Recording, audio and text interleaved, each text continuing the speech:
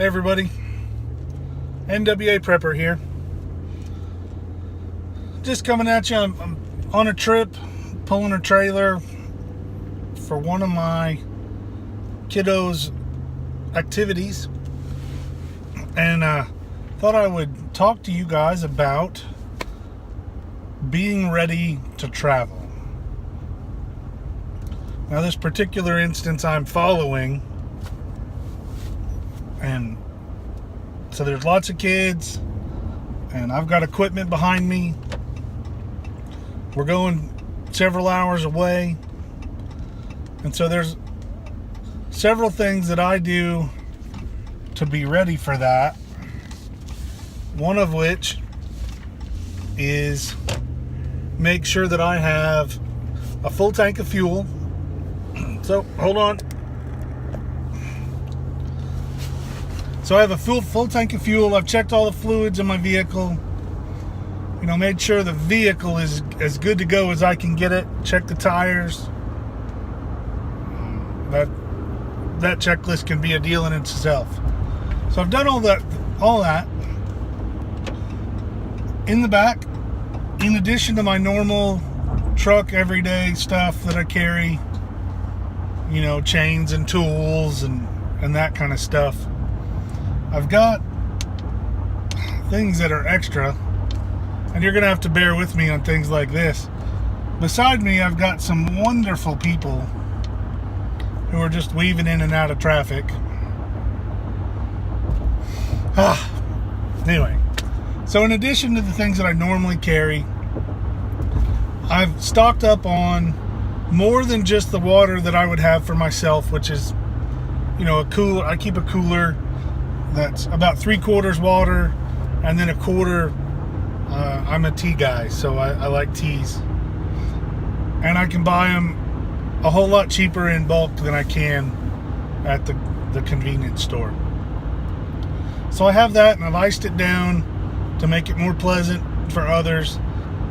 I prefer most drinks not ice cold, so. Well, then I put another case of water in here, and I've got a 1/4 loose case in there. So I've got a couple cases of water, and I've got a box of snacks, and I don't use chocolate bars or anything like that. Today I've got some meat sticks and some pretzels and some granola bars, and I've got, probably 2 cases of granola bars, and then a couple big bags of pretzels. Those I'll give to the kids on the way back. And then a case of those meat sticks. And I don't know what brand they are. Doesn't matter. They're literally not there for them to eat as snacks, because they've eaten already. When we get where we're going, they'll have food there. So I've got extra food. I've got extra water. What else do I need for a group trip? So I got a couple luxury items for myself. I threw in a camp chair and a book, and then of course I've got my phone and a charger, and I brought a couple extra batteries, like the rechargeable extra phone batteries, because I know the kids love to have their phones, and where they're going, they're going to be working hard, so having an extra phone battery is an okay thing. Made sure that I've got cables for both an iPhone and an Android device, so I can charge whoever's they need to in my vehicle if I have to. I've got my ham radio. That's actually always in my grab bag in the truck, but I have an additional one, so if I want to throw it on the bus and the van, we can back and forth. I really just worked on some redundancies. Things that I already have some of, and you probably do too, some of them. Tools, I've got a couple jackets in here. Of course, the jackets for me are way bigger than most people.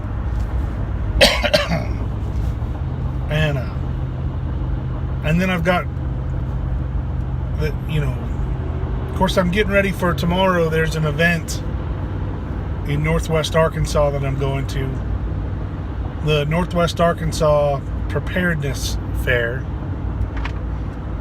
And my next video will be a little bit about that. So I have some of that stuff in here.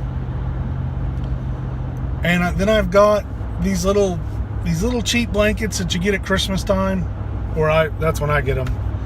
They're really cheap. They're usually regularly priced about $4 or $5. I got them last year when they were on sale, so I've got them for $2, I think. So I've got 3 or 4 of those. Anything that I thought would be nice to support a breakdown in either my vehicle, and since I have the equipment they have to stop, or a breakdown in the vehicle that they're in, which has 30 kids in it and some other adults. So things that we would need for them: a couple extra flashlights, made sure all the batteries were topped off. And some people may think this is extreme just for going 3 hours away, for a group trip. Well, it's not. It's not extreme. And if you've ever broke down anywhere, if you've ever been anywhere with a bunch of kids, you'll understand a little bit extra preparation makes it more pleasant.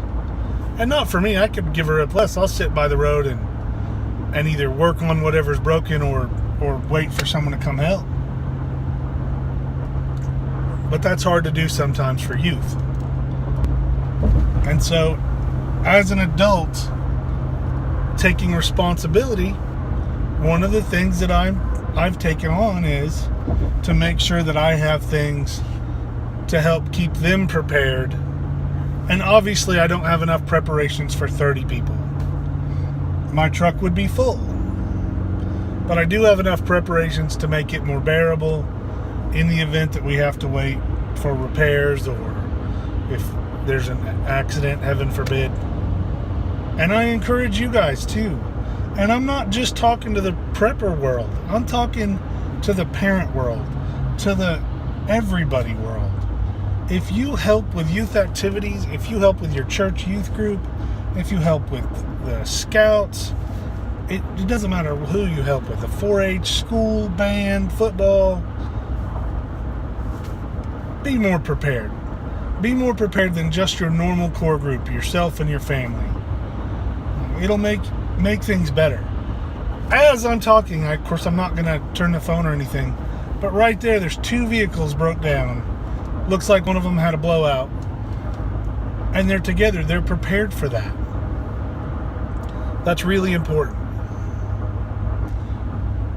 I do these videos so that my kids have to struggle less in emergencies. That's it. I encourage you to do the same. Plan ahead can make trips a little bit easier so something goes wrong.